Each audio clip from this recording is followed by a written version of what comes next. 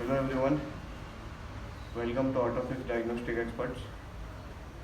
आज हमारे पास ये बोलेरो का ईसीएमआई रिपेयर होने के लिए इसमें प्रॉब्लम ये है कि इसमें चेक लाइट नहीं आ रही है, ना ही मोबिलाइजर की लाइट आती है। तो चलिए इसको ओपन करके चेक करते हैं और इसको रिपेयर करते हैं। आपको भी कोई अपना ईसीएम रिपेयर करवाना हो तो आप हमसे कांटेक्ट कर सकते हैं। स्क्रीन पे हमारा नंबर आ जाएगा।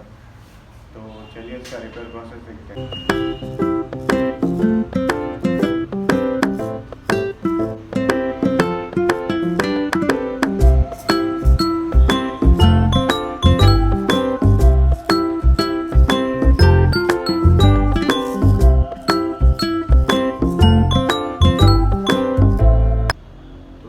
अपना ईसीएम कैन बॉक्स पे लगाया, रिपेयर हो गया ईसीएम में। तो चलिए कैन बॉक्स का हम चेक करवाते हैं आपको। तो आप लोग जैसे कि देख सकते हैं इसमें चेक लाइट आ गई, हमारा ईसीएम ऑन हो गया, ओके हो गया।